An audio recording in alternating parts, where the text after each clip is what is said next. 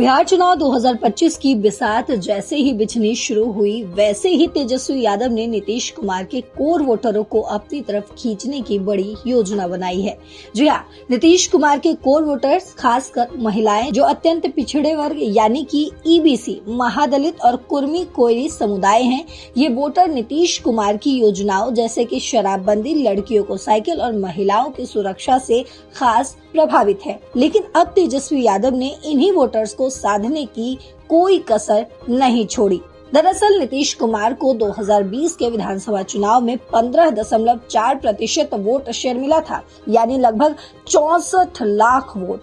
कुल मतदाताओं की संख्या उस समय करीब 7.3 करोड़ थी और टर्नआउट 57% था। लोकसभा चुनाव 2024 में जेडीयू को बिहार में 18.9% वोट मिले थे। लेकिन अब उन्हीं वोटर्स को साधने की तेजस्वी यादव की प्लानिंग क्या है, वो भी समझना जरूरी है। दरअसल तेजस्वी ने नीतीश कुमार के कोर वोटरों, खासकर महिलाओं और ईबीसी को टारगेट कर रहे हैं।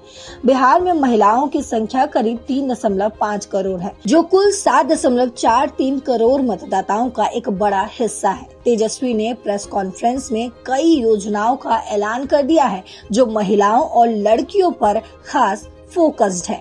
सबसे पहले माँ बेटी योजना। माँ योजना का मतलब है M यानी कि मकान, A यानी कि अन्न, A यानी कि आमदनी, यानी महिलाओं को घर, खाने की सुरक्षा और कमाई के साधन मिलेंगे। बेटी योजना है B यानी कि बेनिफिट, E यानी कि एजुकेशन, T यानी कि ट्रेनिंग और साथ ही I यानी इनकम। लड़कियों को लाभ, पढ़ाई, स्किल ट्रेनिंग और नौकरी के मौके दिए जाएंगे।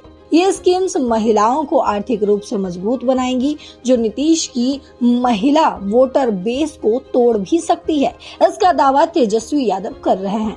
वहीं दूसरी योजना है माई बहन मान। इसमें महिलाओं को हर महीने 2500 रुपए मिलेंगे और ये कोई लोन नहीं होगा। तेजस्वी ने कहा है कि सरकार बनते ही 20 दिनों में इसके लिए कानून बनाया जाएगा।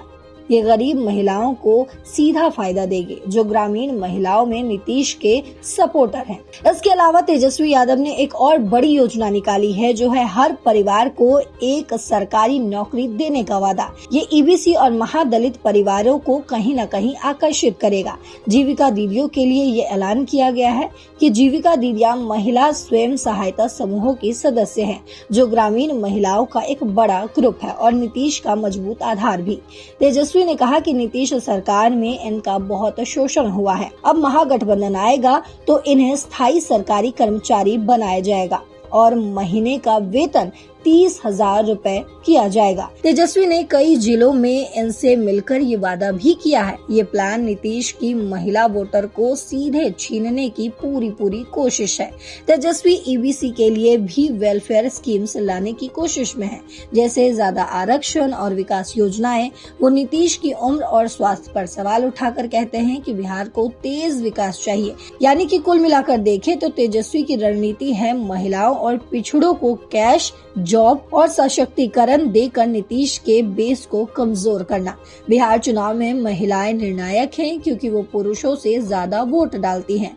अगर तेजस्वी की ये योजनाएं कामयाब हुई तो नीतीश के लिए मुश्किल हो सकती है। चुनाव नवंबर में है। अब ये देखना बाकी है कि क्या तेजस्वी के इस स्कीम से महिलाएं प्रभावित होंगी या नीतीश के लिए अपनी लॉयल्टी निभाएंगी। आपको क्या लगता है? आपको जो भी लगता हो कमेंट बॉक्स में जरूर बताते जाइएगा।